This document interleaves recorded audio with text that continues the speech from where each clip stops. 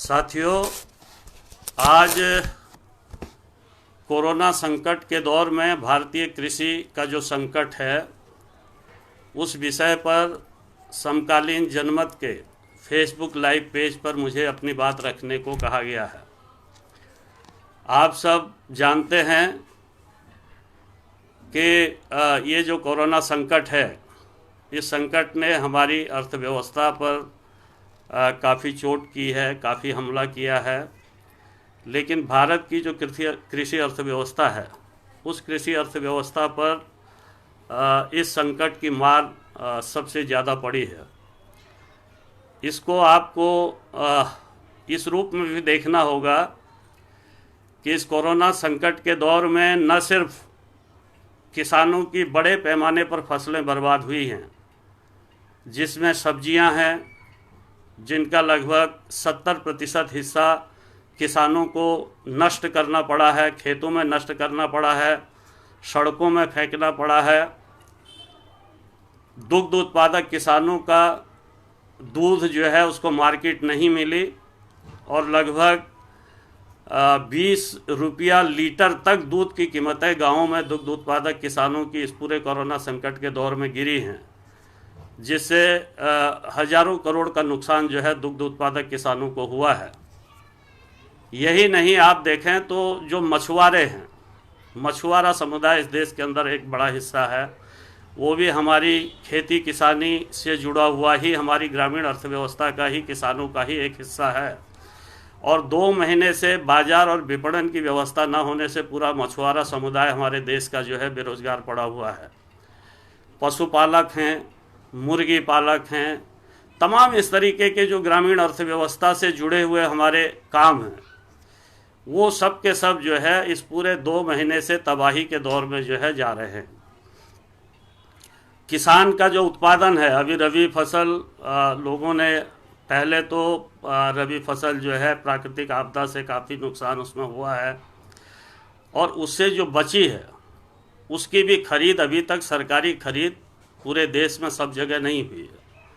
और इसका लॉकडाउन के कारण क्या हुआ कि किसान मंडी तक अपने सामान को नहीं ले जा पाए, अपने उत्पाद को नहीं ले जा पाए, और न सिर्फ मंडी तक नहीं ले जा पाए बल्कि गाँवों में जिस खरीद की डिमांड किसानों की थी, सरकार ने उसको भी शुरू नहीं किया। और इसका नतीजा हुआ कि बिचौलियों ने और जो तमाम तरीके के इस तरीके के व्यापारी हैं, उन लोगों ने लोगों की फसलों को कौड़ियों के भाव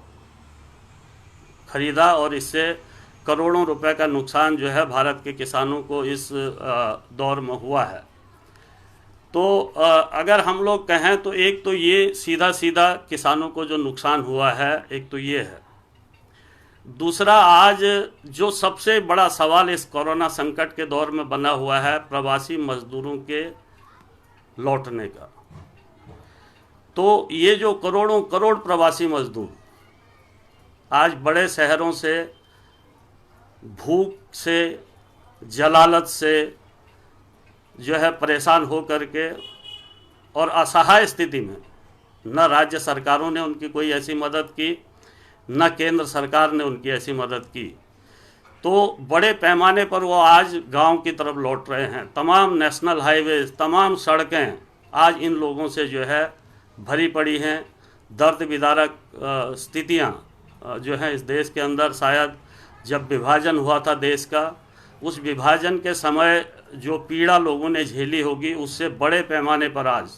जो है, उससे बड़ी संख्या में आज जो है जो प्रवासी मजदूर जिसको हम कह रहे हैं, वो गांव की तरफ लौट रहा है। लेकिन ये प्रवासी मजदूर कौन है? ये प्रवासी मजदूर तो हमारा किसान है, गरीब किसान है। ये प्रवासी मजदूर तो हमारा खेत मजदूर है। ये प्रवासी मजदूर तो हमारा गांव का बटाईदार किसान है, जो फसल के समय पर खेती में काम करता है और बाकी समय पर घाटे की खेती के कारण, गाँव में रोज़गार पूरी तरीके से न मिलने के कारण वो शहरों की तरफ चला जाता है अपने घर के अन्य खर्चों को चलाने के लिए, अपने घर की अर्थव्यवस्था को चलाने के लिए। तो जिसको हम आज प्रवासी मजदूर कह रहे हैं, ये जो करोड़ों करोड़ प्रवासी मजदूर आज देश भर से आज बड़ी बुरी स्थिति में जो है पैदल लौट रहा है, जिसको कोई साधन नहीं मिल रहा है। एक्सीडेंट से सैकड़ों लोग जगह जगह दुर्घटनाओं में मारे गए हैं, भूख से मरे हैं। और मैं तो कहना चाहता हूं कि शायद केदारनाथ आपदा जब आई थी तब उस समय हमने कहा था कि 20,000 लोग उस केदारनाथ आपदा में जो मरे थे उनकी संख्या कभी इस देश को पता नहीं चल पाएगी। और वही हालत आज इस कोरोना संकट के दौर में है कि ये जो प्रवासी मजदूर, ये जो हमारा ग्रामीण क्षेत्र का, हमारा किसानों का भाई, हमारे किसानों के बेटे, ये जो आज लौट रहे हैं और जो आज रास्तों में दम तोड़ रहे हैं, एक्सीडेंट में मर रहे हैं, भूख से मर रहे हैं, प्यास से मर रहे हैं, इनके मौतों की भी गिनती शायद कभी हम लोगों को पता नहीं चल पाएगी कि कितने लोगों को हम लोगों ने खोया है। तो ये भी हमारे इस कृषि अर्थव्यवस्था के ही हिस्से हैं, जो खेती के समय खेती में काम करते हैं और बाकी समय शहरों में जा कर के काम करते हैं और वहाँ से जो कमा करके लाते हैं। ये जो घाटे की खेती की अर्थव्यवस्था गांव के अंदर है, ये जो रोज़गार गांवों में हमको नहीं मिलता है, उसकी पूर्ति जो है ये शहरों से कमा करके ला करके गाँवों में करते हैं। और इस तरीके से गाँवों की अर्थव्यवस्था हमारी जो है वो जैसे तैसे चल रही है। लेकिन आज क्या हाल है कि ये जो प्रवासी मजदूर है, इसमें से एक हिस्सा ऐसा है कि जो बड़ा हिस्सा तो ठेकेदारों के पास काम करता है। बड़े हिस्से को ठेकेदार ले जाते हैं, वो चाहे इंडस्ट्री में करते हों, चाहे वो निर्माण क्षेत्र में काम करते हों, चाहे वो जो है सरकारी विभागों के जो कॉन्ट्रैक्टर हैं उनके साथ काम करते हों। तो ये बड़ा हिस्सा जो है ये कॉन्ट्रैक्ट वर्कर है, ये कॉन्ट्रैक्टर के पास काम करने वाला हिस्सा इसका है। और इसकी ये हालत होती है, जीवन स्थितियां शहरों में ये होती हैं, कार्यस्थलों में ये होती हैं कि इनके पास रहने की ऐसी जगह नहीं है, अपनी इनकम को, अपने कमाए हुए पैसे को रखने की व्यवस्था लायक कोई ऐसी जगह नहीं है, उनका बैंक खाता भी वहाँ नहीं है। और ये अपनी कमाई को अपने ठेकेदारों के पास ही जमा रखते हैं। जब इनको गांव लौटना होता है उस समय ये उनसे पैसा मांगते हैं और तब तक जो है ठेकेदार इनको एक दुकान दिखा देता है, जिस दुकान से वो अपने रोज़मर्रे के खाने पीने की चीज़ को खरीदते हैं और बाकी कमाई का पैसा उनका उन ठेकेदारों के पास जमा होता है। लेकिन अचानक जब लॉकडाउन हुआ 24 मार्च को, और उस अचानक 4 घंटे के अचानक के नोटिस पर लॉकडाउन की जो केंद्र सरकार की घोषणा थी, उस घोषणा के बाद इनका जो पूरी सर्दी से लेकर के मार्च तक का जो कमाई का पैसा तमाम ठेकेदारों के पास था, वो ठेकेदारों से, मालिकों से इनको नहीं मिला और ये असहाय स्थितियों में आज जो है लौटने के लिए मजबूर हो रहे हैं। इनकी वो भी कमाई नहीं आई और इनके पास खाने पीने की स्थितियां नहीं रही। तो ये जो पूरा संकट है, जो प्रवासी मजदूरों का संकट है, मेरा ये कहना है कि ये प्रवासी मजदूरों का संकट भी किसानों का ही संकट है, कृषि अर्थव्यवस्था का ही संकट है, क्योंकि ये उसी के पार्ट हैं, ये उसी से जुड़े हुए हैं और ये जो है इसको उससे अलग करके नहीं देखा जा सकता है। तो इस पूरे दौर में हम लोगों ने जो सरकार से डिमांड की थी, अखिल भारतीय किसान महासभा जो हमारा किसान संगठन है और इसके अलावा जो ऑल इंडिया किसान संघर्ष समन्वय समिति है जिसके हम भी पार्ट हैं, हम लोगों ने सरकार से ये डिमांड की कि भाई इस पूरे दौर में किसानों की फसलों की खरीद को, ये जो लॉकडाउन की स्थितियां हैं, इन लॉकडाउन की स्थितियों में किसानों की फसलों की खरीद गांव स्तर पर सरकार करे, सरकारी खरीद की गारंटी करे और न्यूनतम समर्थन मूल्य पर किसानों के उन उत्पादों को खरीदने की गारंटी करे। लेकिन सरकार ने इस काम को नहीं किया। हमने सरकार से ये डिमांड की है, हमने सरकार से कहा कि आप जो बर्बाद फसलें हैं किसानों की, जो अतिवृष्टि में बर्बाद हुई, ओलावृष्टि में बर्बाद हुई, जो फसलें किसानों की जो हैं बिजली की तारों की चिंगारियों से जल कर के नष्ट हुई हैं, या अति बर्फबारी से पहाड़ी क्षेत्रों में जो फसलें किसानों की बर्बाद हुई हैं, इन सारी फसलों की जो बर्बादी है, इस बर्बादी का जो है किसानों को सरकार मुआवजा दे और 25,000 रुपये प्रति एकड़ जो उनकी लागत बैठती है, मेहनत बैठती है, वो जो है किसानों को सरकार जो है भुगतान करे। लेकिन सरकार ने इसको भी नहीं किया। किसानों की जो मांग थी, वो मांग ये थी कि भाई जो किसानों के ऊपर कर्ज है, जिस कर्ज के कारण कृषि अर्थव्यवस्था हमारी तबाह है, जिसके कारण हमारे किसानों को, हजारों किसानों को जो है हर साल आत्महत्या करने के लिए मजबूर होना पड़ता है। तो उन तमाम लोगों के कर्ज जो हैं, संपूर्ण कर्ज माफ़ी किसानों की सरकार करे, क्योंकि कोरोना संकट के बाद जो एक बड़ी आफत किसानों के ऊपर आई है कि भाई उनकी अपनी खेती तो चौपट हुई ही है, अपनी खेती पर बोझ तो पड़ा ही है, लेकिन साथ ही साथ ये जो प्रवासी हमारे लौट करके आए हैं, इनका भी पूरा बोझ आज हमारी कृषि अर्थव्यवस्था पर ही पड़ने जा रहा है। इसको भी उसी कृषि अर्थव्यवस्था ने संभालना है। तो इसलिए हम लोगों ने कहा कि भाई ये जो संपूर्ण कर्ज माफ़ी की डिमांड किसानों की लंबे समय से है, जिसको लेकर के इस देश के अंदर जो है किसान आंदोलन चल रहे हैं, इतने संयुक्त किसान आंदोलन चल रहे हैं, लेकिन सरकार ने उसकी तरफ भी ध्यान नहीं दिया। और जो स्वामीनाथन आयोग की रिपोर्ट के अनुसार प्रधानमंत्री बड़े ज़ोर शोर से कहते हैं कि भाई हम किसानों की आय दोगुनी करेंगे, स्वामीनाथन आयोग की सिफारिशों के आधार पर हम न्यूनतम समर्थन मूल्य देंगे, ये कह करके वो वोट 2014 में किसानों से लिए थे। लेकिन आज जब हम देख रहे हैं तो किसानों की आय दोगुना करना तो छोड़ दीजिए, आज जो है किसान ज़्यादा घाटे में अपनी फसलों को बेचने के लिए मजबूर हो रहा है। किसान को जो है सरकार की ओर से कोई भी ऐसा संरक्षण आज मिलता नहीं दिखाई दे रहा है कि जो किसान को उसकी फसलों का उचित मूल्य जो है दिला सके। तो इसलिए हम लोगों ने कहा कि भाई ये जो स्वामीनाथन आयोग की सिफारिशें हैं, जिसके अनुसार किसानों की जो फसलों की टोटल लागत है, जिस लागत में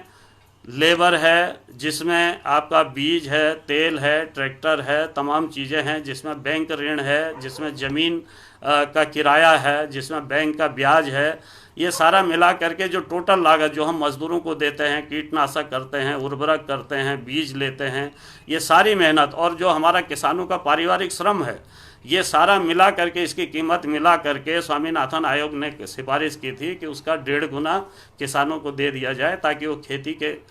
में जो घाटा है उस घाटे से खेती को उबार सकें। और ये हम लोग जो है इस कोरोना संकट के दौर में सोचते थे कि सरकार इन दो चीज़ों को तो कम से कम करेगी कि वो संपूर्ण कर्ज माफ़ी करेगी, वो जो है किसानों को स्वामीनाथन आयोग की सिफारिश के आधार पर जो है वो न्यूनतम समर्थन मूल्य देगी, वो गन्ना किसानों का जो करोड़ों हज़ारों करोड़ रुपया बकाया है, अकेले उत्तर प्रदेश में 12,000 करोड़ रुपया किसानों का गन्ना मिलों के पास बकाया भुगतान पड़ा हुआ है। और सरकार जो है, जबकि हाई कोर्ट सुप्रीम कोर्ट का निर्देश है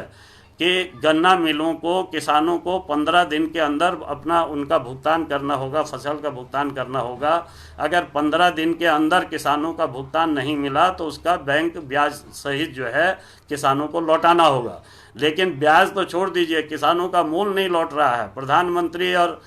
तमाम लोगों ने 15 दिन के अंदर, उत्तर प्रदेश के मुख्यमंत्री ने, प्रधानमंत्री ने 15 दिन के अंदर किसानों के गन्ना मूल्य के भुगतान की बड़ी बड़ी ढपोर संघ की घोषणाएं की,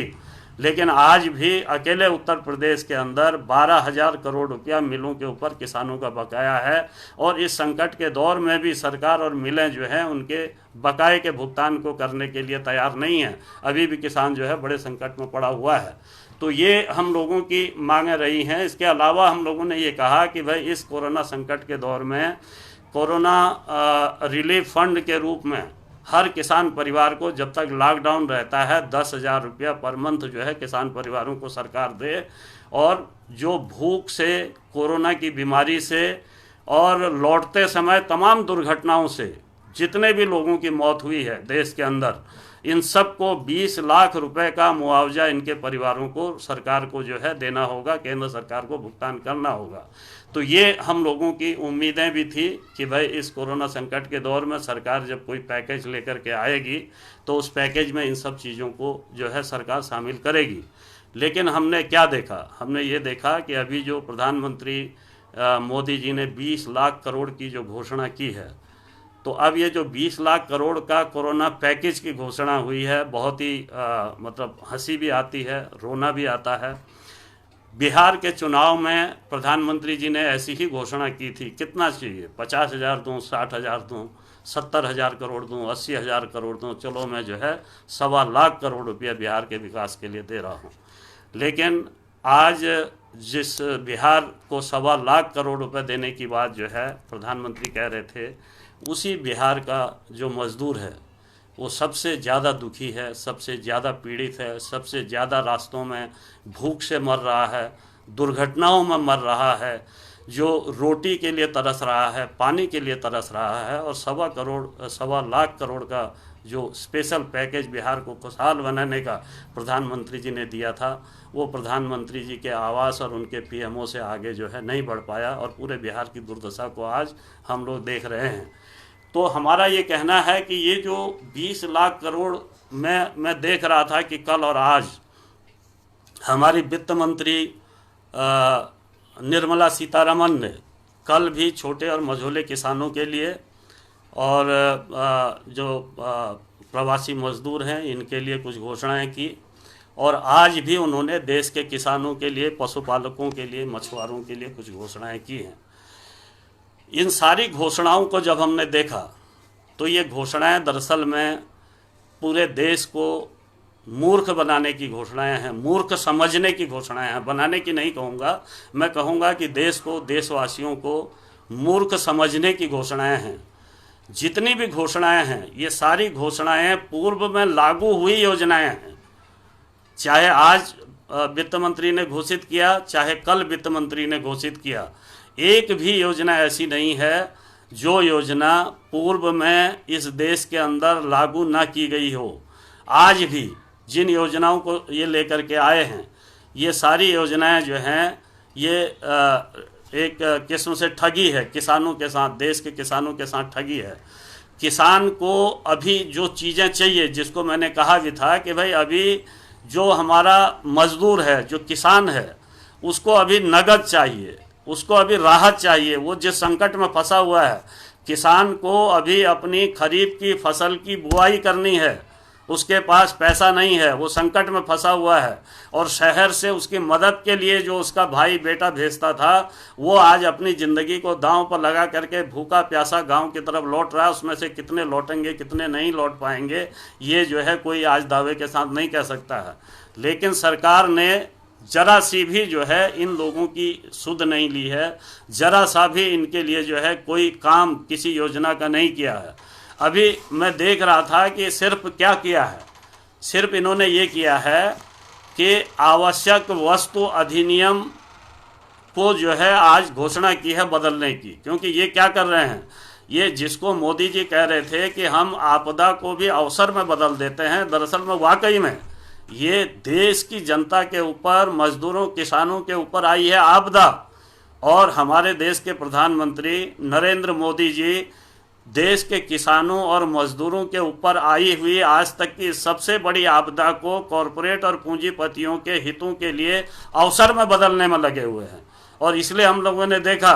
कि ठीक इसी दौर में जब मजदूर एक एक रोटी के लिए तरस रहा है, एक बोतल पानी के लिए तरस रहा है, मकान मालिक उसको घरों से बाहर कर दिए हैं और वो पैदल गांव की तरफ लौटने के लिए मजबूर हो रहा है, ऐसे समय में इस देश की सरकार, इस देश के प्रदेशों की सरकारें मजदूरों को मदद करने के बजाय, उनको राहत देने के बजाय, उनकी जीवन स्थितियों को ठीक करने के लिए कोई नियम कानून बदलने के बजाय, कोई बजट देने के, योजना देने के बजाय सरकारें लगी हुई हैं इस देश के अंदर तमाम नियम कानूनों को बदलने के लिए। और ट्रेड यूनियन अधिकारों को ख़त्म किया जा रहा है। 8 घंटे की जिस ड्यूटी के अधिकार को पिछले 100-150 साल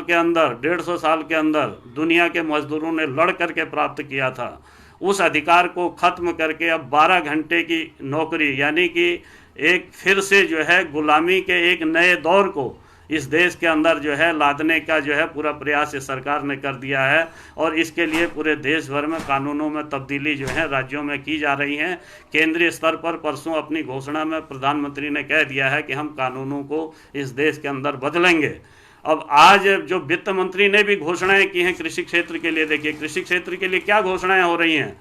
जितनी आर्थिक घोषणाएं हैं उसमें नया कुछ नहीं है, सब पुराने बजट का रूटीन हिस्सा है। नया क्या है? नया ये है कि आवश्यक वस्तु अधिनियम को अब जो है सरकार बदलेगी, और आवश्यक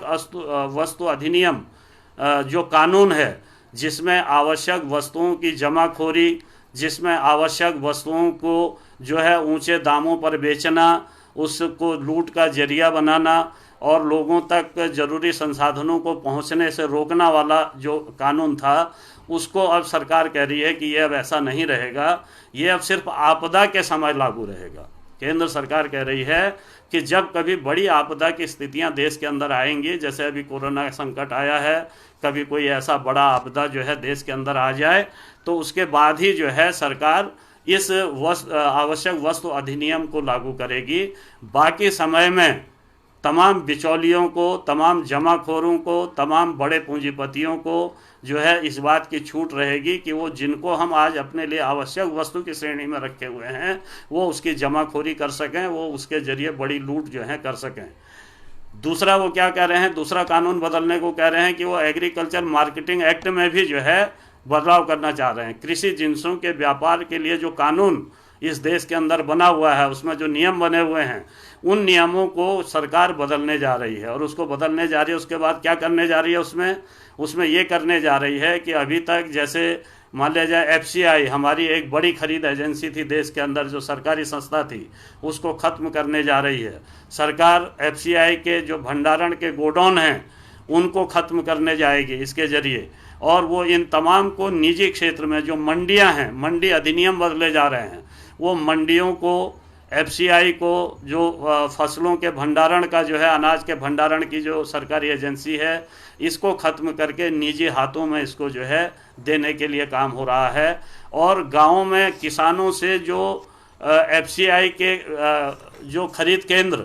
लगते थे, जो उनके सेंटर लगते थे, जिसके ज़रिए वो गाँव से किसानों से खरीद करते थे, उनको ख़त्म करके अब सरकार करने जा रही है कि वो व्यापारी लोग जो हैं, व्यापारी और बिचौलिए, कानून में तब्दीली हो जाएगी। व्यापारी और बिचौलिए सीधे किसानों से फसल ले लेंगे और उसको कानूनी रूप दे दिया जाएगा। तो ये जो एग्रीकल्चर मार्केटिंग एक्ट में भी जो तब्दीली की जा रही है, वो इसके लिए की जा रही है। इसके अलावा अगर आप देखें तो ये जो करने जा रहे हैं, अभी लास्ट में जो वित्त मंत्री ने आज कहा कि हम किसानों के लिए एक जोखिम रहित कानूनी ढांचा बनाने जा रहे हैं, जिससे कि किसान को उसकी फसल का जब वो बो रहा है तो उसी समय पता हो जाए कि उसको क्या उसकी कीमत मिलेगी। अब इसको आप ध्यान से समझ लीजिए कि ये क्या है, इसके पीछे क्या साजिश है। इसके पीछे ये साजिश है कि ये कॉरपोरेट कॉन्ट्रैक्ट खेती को कानूनी रूप से पूरे देश में लागू करने की तरफ बढ़ने जा रहे हैं। ये जो कॉरपोरेट कॉन्ट्रैक्ट खेती है, इसमें क्या होगा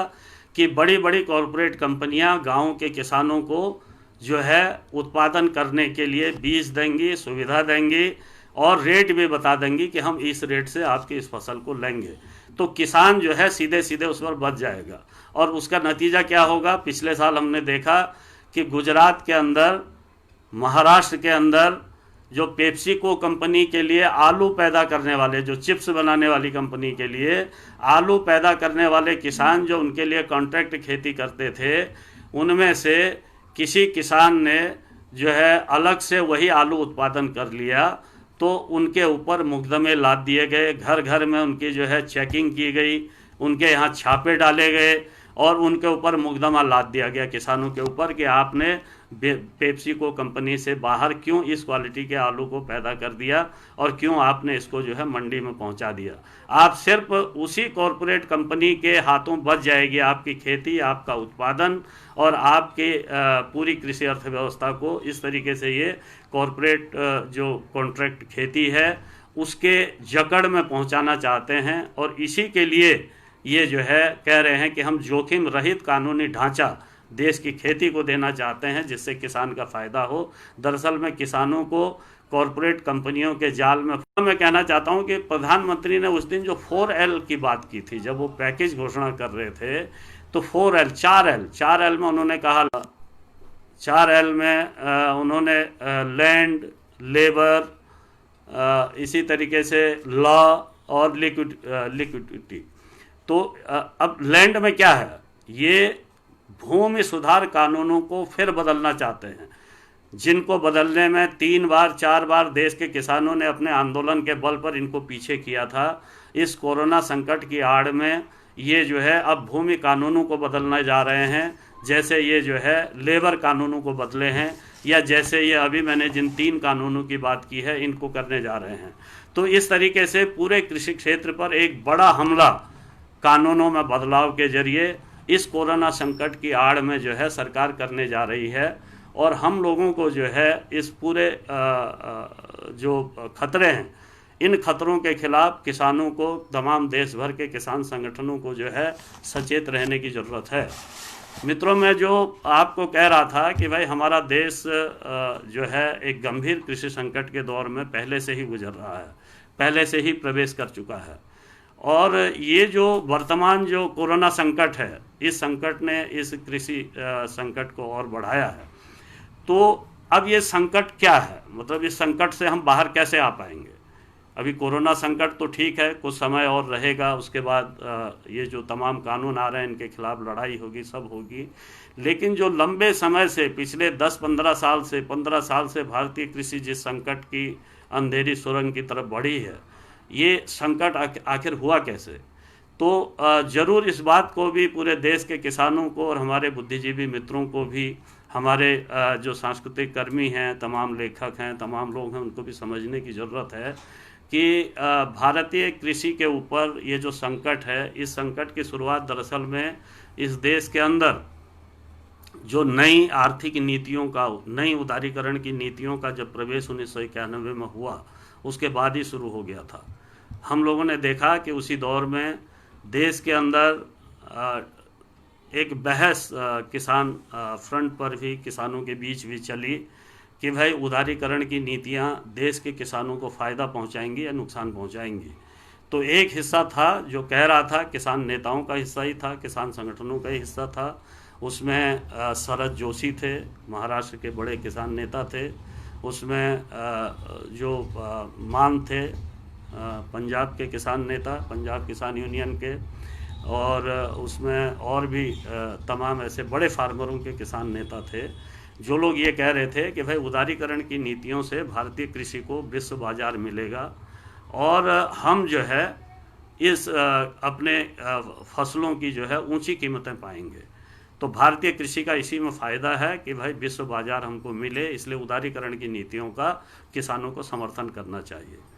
तो उस दौर में हम लोगों ने, मैं खुद भी कई बार उन बातचीत में जो है अपने संगठन की ओर से शामिल रहा हूँ, शरद जोशी जी के साथ, मान के साथ उस दौर में। तो हम लोग जो वामपंथी लोग थे, हम वामपंथी लोग इस बात को का विरोध करते थे और हमारा कहना था कि हमको ये जो गेट वार्ताएं हैं, इन गेट वार्ताओं में सरकार को नहीं जाना चाहिए, उदारीकरण की नीतियों का विरोध किसानों को करना चाहिए और ये हमारी खेती किसानी के लिए तबाही का रास्ता है, इसलिए हमको अपने खेती के संरक्षण और पर जो है जोर देना चाहिए। लेकिन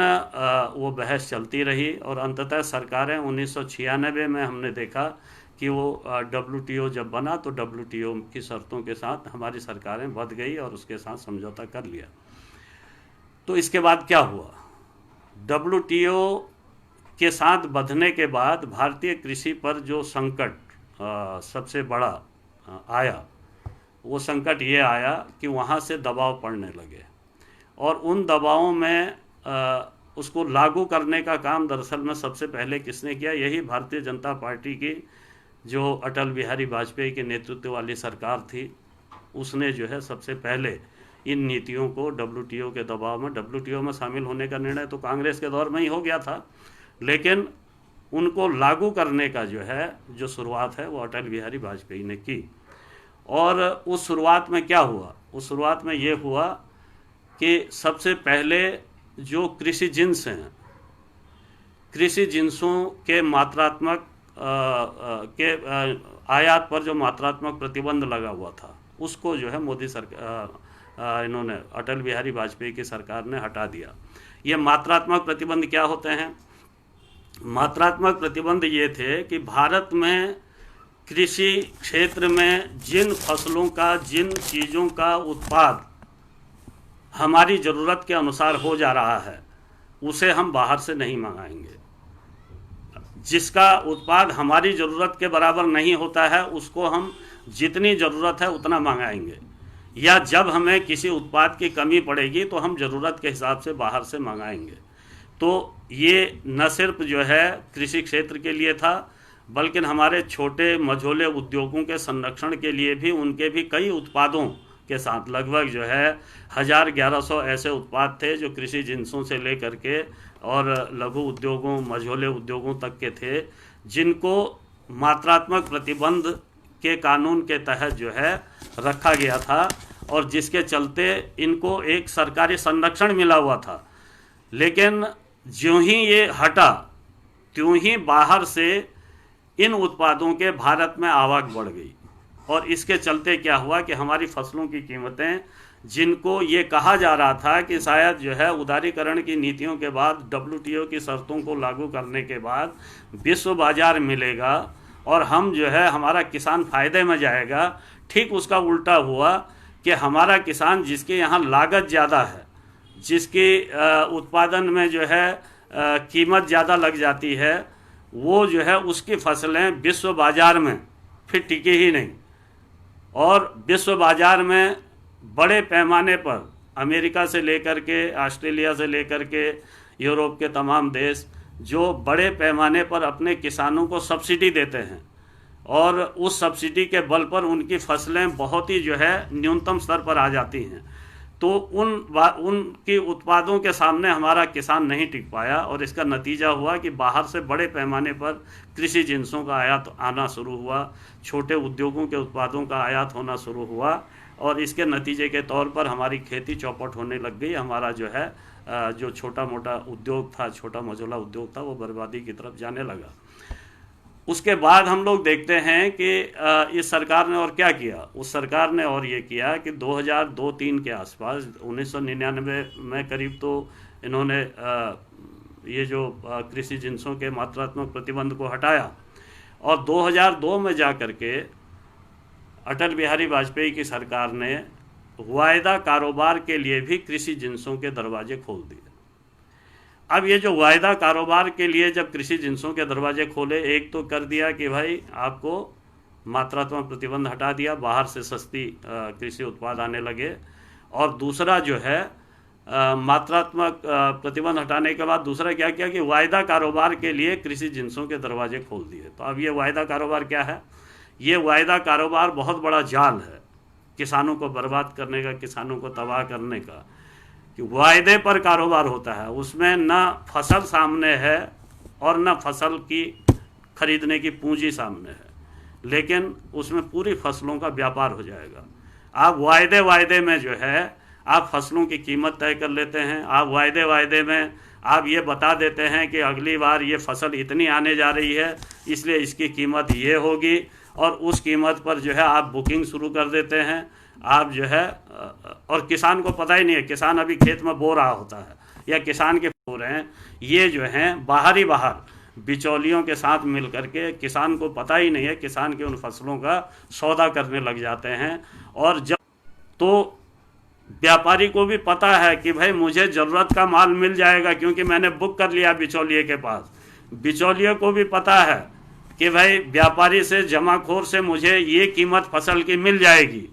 तो वो दोनों आश्वस्त हैं अपनी कीमत को लेकर के, वो दोनों आश्वस्त हैं अपने को माल उपलब्ध होने को लेकर के। लेकिन किसान को पता नहीं है। अब जब किसान उत्पाद लेकर के बाज़ार में जा रहा है तो वो मंडी में, बाज़ार में एक ऐसा माहौल बना देते हैं कि भाई डिमांड ही नहीं है, और डिमांड नहीं है तो किसान औने पौने दाम पर अपनी फसल को बेच करके फिर जो है, क्योंकि उसको अगली फसल बेचनी है, उसके पास घर में भंडारण की क्षमता नहीं है, अगली फसल बेचने के दबाव में किसान औने पौने दाम में उन बिचौलियों को, उन आड़तियों को जो है अपनी उन फसलों को बेचने को मजबूर हो जाता है। तो ये जो वायदा कारोबार है ये एक ऐसे जाल में किसान को फंसा देता है, और उसके बाद पहले से तय कीमत पर जो उसने जो है ऊपर तय की है उस कीमत पर उसको भेज देते हैं, और इस तरीके से किसान की पूरी मेहनत को इस वायदा कारोबार में व्यापारी और बिचौलिए जो हैं उसको जो है बड़े पैमाने पर लूट लेते हैं, उसको निचोड़ लेते हैं। तो इसके ये दोनों जो काम थे, इन दोनों काम ने भारतीय कृषि पर इतना बड़ा हमला किया कि उसके बाद भारत की खेती कभी घाटे से नहीं उबर पाई। और आप देखिए, अगर आप भारत में किसानों की आत्महत्या के इतिहास को देखें तो किसानों के आत्महत्या का जो इतिहास है वो 2005 के बाद ही शुरू होता है। बड़े पैमाने पर आत्महत्या का जो है वो 2005 के बाद शुरू होता है, क्योंकि इन दोनों कामों का, वायदा कारोबार का और जो मात्रात्मक प्रतिबंध को हटाने का असर 2-3 साल के बाद जब आया तो किसानों को घाटे की खेती दिखाई देने लगी। देश की खेती घाटे में चली गई और इस घाटे की खेती को जो है फिर उससे किसान आज तक नहीं उबर पाया, 1.5 दशक हो गया है। तो इसलिए हम ये कहना चाहेंगे कि भारत की कृषि के इस संकट से, अगर भारत की कृषि को आपको उबारना है, अगर भारत की कृषि को इस संकट से निकालना है तो इसका क्या रास्ता होगा? तो इसका एक रास्ता तो भारत का शासक वर्ग तय किया है, वो चाहे इससे पहले कांग्रेस थी, चाहे अब मोदी सरकार है। मोदी सरकार तो बहुत बढ़ चढ़ करके उस रास्ते पर आगे बढ़ रही है। तो इन्होंने एक रास्ता तय किया है, वो तय किया है कॉरपोरेट खेती का रास्ता। इन्होंने तय किया है छोटे मझोले किसानों को खेती से विमुख करने का रास्ता, कि छोटा मझोला किसान जो है वो खेती से बाहर हो जाए और बड़े पैमाने पर इस देश के अंदर कॉरपोरेट खेती हो। और कॉरपोरेट खेती जब तक नहीं होती है तब तक कॉरपोरेट कॉन्ट्रैक्ट खेती हो इस देश के अंदर। और इस रास्ते की तरफ हर तरीके से ये सरकार बढ़ रही है। मोदी सरकार तो बहुत ही बेशर्मी के साथ जो है इस रास्ते की तरफ बढ़ रही है। तो एक तो ये रास्ता है, जो रास्ता देश की जो है किसानी की तबाही का रास्ता है। और सबसे बड़ी बात है कि खाद्य सुरक्षा के लिए सबसे बड़ा खतरा ये है, क्योंकि कॉरपोरेट के हाथ में अगर हमारी खेती चली जाएगी तो वो अपने मुनाफे का चीज़ पैदा करेगा। अगर आज इस कोरोना संकट में भारत की सरकार ये कह पा रही है कि हमारे पास 2 साल का अनाज भंडारण है, हमारे देश के लोगों को ये चिंता नहीं होनी चाहिए कि अनाज नहीं है, हालांकि वो सरकार उस अनाज को ज़रूरतमंदों को नहीं पहुंचा पा रही है। लोग बड़े पैमाने पर आज इस कोरोना संकट में भूख से मर रहे हैं, लोग भूखे हैं, लेकिन सरकार इतना भंडारण होने के बावजूद भी नहीं पहुंचा पा रही है। तो ये भंडारण क्यों है? ये भंडारण इसलिए है कि अभी खेती इस देश के 60% किसानों के हाथ में है। छोटे मझोले जो किसान हैं इस देश का किसान अन्न पैदा कर रहा है, लेकिन ज्यों ही कॉरपोरेट के हाथ में ये खेती चली जाएगी, क्योंकि किसान अन्न क्यों पैदा करता है? उसको अपने खाने के लिए भी चाहिए और बाकी देश की भी उसको चिंता है कि देश क्या खाएगा। तो किसान अपने परिवार के लिए और देश के लिए अन्न पैदा कर रहा है, लेकिन कॉरपोरेट क्या करेगा? कॉरपोरेट उसी चीज़ को खेती में पैदा करेगा जो उसको बड़े पैमाने पर मुनाफा देगा। आपको इस बात को समझने की ज़रूरत है, इस बात को समझने की ज़रूरत है कि 1.5 दशक से घाटे की खेती के बावजूद इस देश के किसानों ने अपनी मेहनत से न सिर्फ खेती में अपने लिए अन्न पैदा किया, बल्कि देश के लिए इतना भंडारण किया है कि वो जब पूरा देश ठप है तब भी देश को खाने की चिंता ना हो, इस बात की गारंटी इस देश के किसान ने की है। लेकिन क्या यही गारंटी कॉरपोरेट करेगा? क्या यही गारंटी ये ज़मीन अगर पूंजीपतियों के हाथ में चली जाएगी तो वो करेंगे? वो इस बात की गारंटी नहीं करेंगे। वो अपने मुनाफे के लिए, सिर्फ मुनाफे के लिए, क्योंकि पूंजीवाद सिर्फ मुनाफे के लिए होता है। पूंजीवाद का एक ही धर्म है, किसी तरीके से मुनाफा कमाना। पूंजीवाद का एक ही धर्म है, किसी तरीके से श्रम का शोषण करना, और जिससे उसको मुनाफा ना हो, जिस समय उसको मुनाफा ना हो उस समय वो काम नहीं करता है। जैसे आज अगर देश का 20 करोड़ मजदूर अगर इस देश के अंदर आज लॉकडाउन के चलते खाली है, तो उससे काम लेने वाला जो पूंजीपति वर्ग है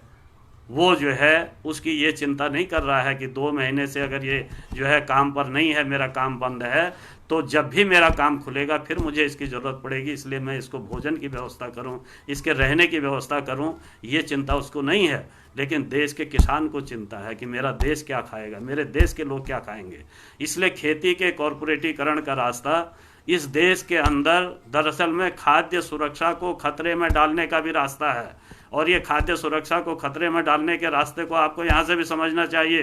कि अगर खाद्यान्न हमारे देश में ज़रूरत का उत्पाद नहीं होगा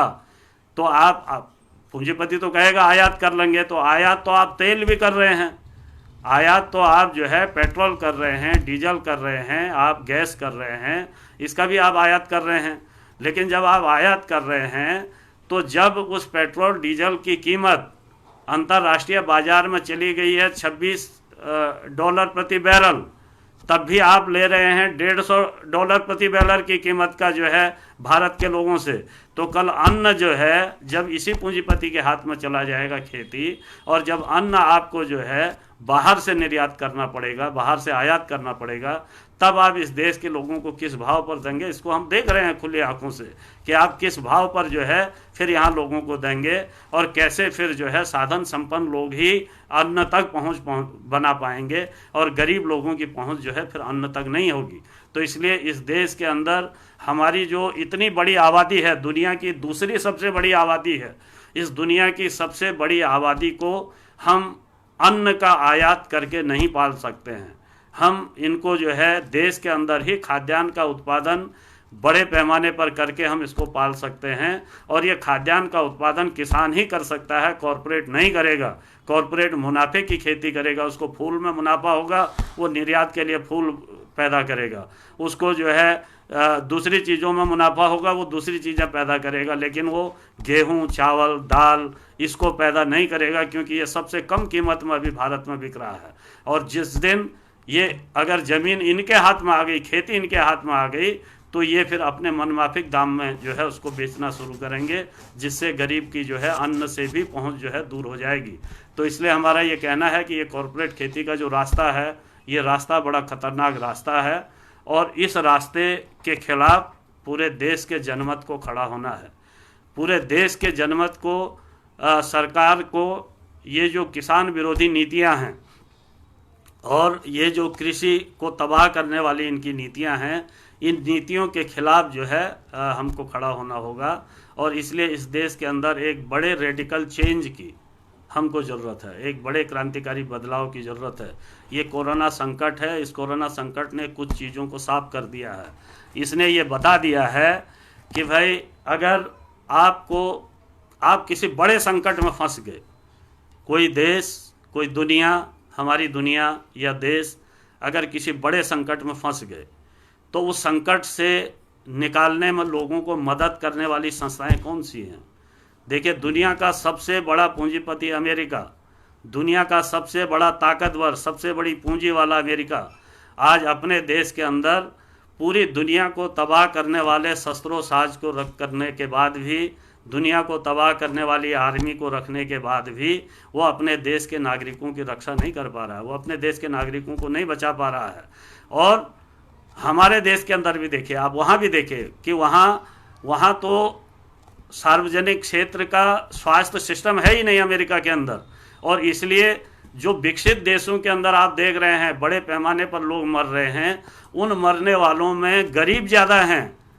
जिस गरीब का स्वास्थ्य बीमा नहीं होगा वो वहाँ स्वास्थ्य सुविधा नहीं ले सकता, उसको सड़क पर मर जाना होगा, लेकिन उसको स्वास्थ्य सुविधा नहीं मिलेगी क्योंकि उसने जो है बीमा नहीं कराया है। तो जो स्वास्थ्य क्षेत्र का निजीकरण इस देश के अंदर भी जिस रास्ते पर सरकार ले जा रही है, वो है स्वास्थ्य क्षेत्र के निजीकरण का। हमारे जो जिला अस्पताल हैं, जिलों के 20 अस्पताल हैं पूरे देश भर के अंदर, मोदी सरकार उसको पीपीपी मोड पर जो है निजीकरण की तरफ बढ़ा रही है। मोदी सरकार ने कई सामुदायिक स्वास्थ्य केंद्रों को देश के अंदर पीपीपी मोड पर नए पूंजीपति जो है बाहर पूंजीपतियों को दे दिया है, और वहाँ से जो है मजदूरों की, गरीबों की जो है अब लूट जो है होनी। स्वास्थ्य सिस्टम कोई काम कर रहा है तो वो सार्वजनिक क्षेत्र का, सरकारी क्षेत्र का हमारा स्वास्थ्य सिस्टम काम कर रहा है। तो इस कोरोना ने ये बता दिया है कि स्वास्थ्य के निजीकरण की मुहिम को ख़त्म करके हमको सार्वजनिक स्वास्थ्य के अपने ढांचे को मजबूत करना होगा, हमको निजीकरण वाले जो है रास्ते को बंद करना होगा। मुझे कई जगह से ये रिपोर्ट मिली कि निजी अस्पतालों में जो कोरोना का मरीज जा रहा है, पहले तो ले ही नहीं रहे हैं, और जो बड़े अस्पताल ले रहे हैं वो 8 लाख रुपया पहले जमा करवा रहे हैं, उसके बाद मरीज को जो है भर्ती कर रहे हैं। वो कह रहे हैं इलाज का पहले 8 लाख रुपया जमा कर लो, उसके बाद मरीज को भर्ती करेंगे। तो किसके पास 8 लाख रुपए होगा? इसका मतलब अगर स्वास्थ्य का निजीकरण हो जाएगा तो इस देश का गरीब आदमी स्वास्थ्य सुविधाओं से वंचित हो जाएगा। इसलिए स्वास्थ्य के को जो है सार्वजनिक क्षेत्र के स्वास्थ्य को, सरकारी क्षेत्र के स्वास्थ्य सिस्टम को और मजबूत करना और विस्तृत करना, ये इस कोरोना संकट ने दिखा दिया है। इस कोरोना संकट में जिस बात को सरकार बड़ा दावा कर रही है वो दावा ये कर रही है कि भाई हमने लोगों को 5-5 किलो जो है फ्री जो है राशन पहुंचा दिया। किससे पहुंचाया? आपने पीडीएफ सिस्टम से पहुंचाया। ये पीडीएफ सिस्टम इस देश के अंदर बना हुआ है जिसके जरिए आपने पहुंचा दिया, और आप इसी पीडीएफ सिस्टम को जो है ख़त्म करने पर तुले हुए हैं। आप उसी एफसीआई को, जिसको आप कह रहे हैं कि आज जो है ज़रूरत पर हम रेलगाड़ी की रेलगाड़ी भर करके जो है माल का माल भर करके हम पहुंचा रहे हैं लोगों के पास, राज्यों के पास, तो वो एफसीआई और इस पीडीएफ सिस्टम को आप ख़त्म करने की तरफ जा रहे हैं। आप किसानों से फसलों की खरीद को निजी क्षेत्र के हाथ में देने जा रहे हैं, आप भंडारण निजी क्षेत्र के हाथ में देने जा रहे हैं, आप वितरण का काम निजी क्षेत्र के हाथ में देने जा रहे हैं। उसके बाद इस देश की जो 80 करोड़ की गरीब और मध्यम वर्ग की आबादी है, इस आबादी के पास कैसे आप जो है अन्न पहुंचाएंगे? इसलिए हमारा ये कहना है कि इस कोरोना संकट ने ये भी बता दिया है कि इस देश के अंदर सार्वजनिक वितरण प्रणाली को सबके लिए सुलभ करना, हर ज़रूरतमंद को ज़रूरत के हिसाब से अन्न मिले, ये जो है हमारे पीडीएस सिस्टम का जो है बुनियाद होनी चाहिए। ये इसका सिस्टम होना चाहिए। एक आदमी को इतना मिलेगा, एक कार्ड को इतना मिलेगा, नहीं, हर व्यक्ति को ज़रूरत के हिसाब से आप जो है राशन उपलब्ध कराएं। किसान ने देश के अन्न भंडारों को भर रखा है। जब किसान ने देश के अन्न भंडारों को भर रखा है तो आप ज़रूरत के लिए, ज़रूरत के हिसाब से हर व्यक्ति को जो है अन्न क्यों नहीं वितरित कर सकते हैं? आप क्यों नहीं उसको देंगे? इसलिए ये जो पीडीएफ सिस्टम है हमारा, जो पब्लिक डिस्ट्रीब्यूशन सिस्टम, जिसको हम सरकारी गल्ले की दुकानों के जरिए जानते हैं, ये जो है मजबूत होना और विस्तृत होना और हर ज़रूरतमंद को ज़रूरत के बराबर अन्न दिलाना, ये इस सिस्टम को जो है हमको जो है मजबूत करने की तरफ जो है बढ़ना होगा। तो कई चीज़ें हैं। दूसरा रोज़गार का सवाल है कि भाई एक निश्चित आय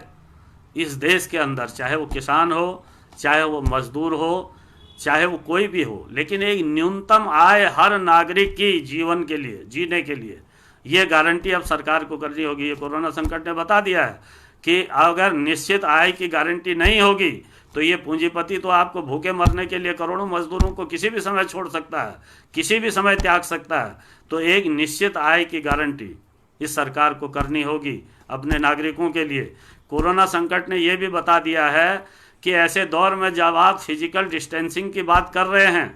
तो हमारे करोड़ों करोड़ लोगों के पास रहने की ऐसी जगह नहीं है कि जहां वो 1 फुट की भी जो है डिस्टेंसिंग कर सकें। 2 मीटर और 1 गज की तो बात, 2 गज की तो बात बहुत दूर की है प्रधानमंत्री जी। हमारी करोड़ों करोड़ आबादी ऐसी है जो 2 फुट की डिस्टेंसिंग की स्थितियां जिनके पास नहीं हैं। तो इस देश के अंदर सबको आवश्यकता अनुसार आवास उपलब्ध कराना, ये जो है इस कोरोना संकट ने बता दिया है कि जिसमें परिवार बेहतर तरीके से अपना जीवन यापन कर सके, अपना रह सके। एक ऐसे आवास की व्यवस्था हर नागरिक के लिए इस देश के अंदर होना ज़रूरी है, ताकि कभी जब ऐसा संकट आए तो ये जो आप कह रहे हैं कि भाई फिजिकल डिस्टेंसिंग होनी चाहिए, आप तो सोशल डिस्टेंसिंग कह रहे हैं, और आपने सोशल डिस्टेंसिंग ही इस देश के अंदर इस कोरोना संकट के दौर में पैदा किया। आपने उसको सांप्रदायिक रंग देने की कोशिश की, आपने उसको अमीर गरीब में बांटने की कोशिश की, आपने गरीबों को मरने के लिए छोड़ दिया, अब अमीरों के लिए जो है इस अवसर का पूरा फ़ायदा उठाना चाहते हैं, इस आपदा को अवसर में बदलना चाहते हैं। तो आपने तो सोशल डिस्टेंसिंग दिखा दी कि आपने धर्म के आधार पर दिखा दी, आपने जो है आर्थिक आधार पर सोशल डिस्टेंसिंग दिखा दी, आपने व्यक्ति को व्यक्ति का दुश्मन बना दिया। इस देश के अंदर एक आदमी जब गांव में बीमार होता है, शहर में बीमार होता है, तो उसके तमाम परिचित उसका हालचाल लेने के लिए जाते हैं, उसकी खबर करने के लिए जाते हैं। ठीक है, फिजिकल डिस्टेंसिंग का लोग पालन करें, लेकिन लोगों का हालचाल लेना, लोगों के दुख दर्द में अपनी हिस्सेदारी बटाना, उनको सांत्वना देना, ये इस देश की परंपरा रही है, इस देश का कल्चर रहा है। लेकिन आपने अपने राजनीतिक मंसूबों की पूर्ति के लिए इस देश के अंदर भय का जो वातावरण बनाया है, उस भय के वातावरण ने परिवार के सदस्यों को, रिश्तेदारों को, मित्रों को एक दूसरे से इतना दूर कर दिया है कि आज दुनिया के अंदर देखिए जिस तरीके के हालात आप लोगों ने बना दिए हैं, उसमें लाशों को उठाने के लिए परिवार के लोग तैयार नहीं हो रहे हैं। आपने इस तरीके का जो है विभाजन समाज के अंदर पैदा किया है। तो इसलिए ये जो कोरोना संकट की आड़ में ये जो विभाजन की राजनीति हो रही है, ये जो सामाजिक रूप से, आर्थिक रूप से ये जो धार्मिक रूप से लोगों को बांटने की राजनीति हो रही है, इसके खिलाफ हमको खड़ा होना है, इन सब के खिलाफ हमको लड़ना है। और इसलिए ये रास्ता बताता है कि आज के कोरोना संकट ने ये बता दिया है कि पूंजीवाद जो है संकट के समय बचाव का रास्ता नहीं है। जब कोई बड़ा संकट आएगा तो उस समय पूंजीवाद इसी तरीके से निसहाय खड़ा होगा, वो अपने वर्ग के लोगों को बचाने के प्रयास करेगा और आम जनता को उनके हालत पर छोड़ देगा। इसलिए अगर इस देश के अंदर आपको किसानों के हितों की रक्षा करनी है, आपको मजदूरों के हितों की रक्षा करनी है, आपको इस देश के अंदर अगर मानव जीवन को सुरक्षित बनाना है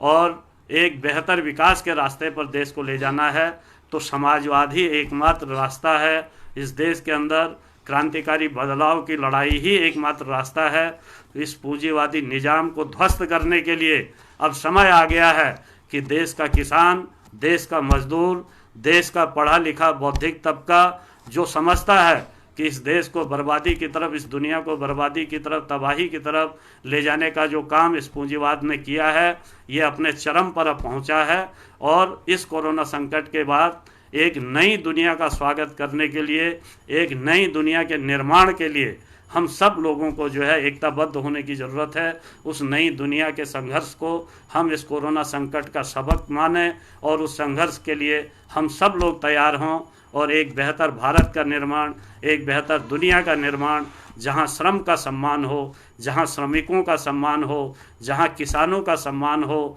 जहां लूट की व्यवस्था, विभाजन की राजनीति खत्म हो और एक समता पर आधारित आर्थिक, सामाजिक, सांस्कृतिक, राजनीतिक समानता पर आधारित राज व्यवस्था का हम निर्माण कर सकें। ये इस कोरोना संकट का संदेश है। और इसी संदेश को लेकर के हमको, जब दुनिया के ऊपर आपने देखा पहला विश्व युद्ध, दूसरा विश्व युद्ध बड़े संकट के रूप में आए थे, कोरोना संकट उससे भी बड़े संकट के रूप में आ रहा है। पूरी दुनिया आर्थिक तबाही की तरफ बढ़ी है, बड़े बड़े पूंजीवादी देश घुटना टेके हुए हैं। ऐसे समय में किसानों को, मजदूरों के ऊपर इस संकट को पूरी तरीके से लादने की जो कोशिशें पूंजीवाद की और साम्राज्यवाद की हैं, इसको हमको जो है इसका मुकाबला करना है। मजदूरों, किसानों के ऊपर इस संकट को लादने के षड्यंत्रों के खिलाफ हमको एकताबद्ध होना है। और दूसरे विश्व युद्ध और तीसरे विश्व युद्ध के बाद जिस तरीके के बदलाव, क्रांतिकारी बदलाव दुनिया को देखने को मिले, इस कोरोना संकट के बाद ऐसे क्रांतिकारी बदलावों की तरफ हम बढ़ें, उसको हम जो है मंजिल तक पहुंचाने के लिए अपनी जी जान से जुटने की कोशिश करें। ये हमको इस कोरोना संकट से संकल्प लेने की ज़रूरत है। आप सबका क्रांतिकारी अभिवादन, लाल सलाम, नमस्कार, जय भीम।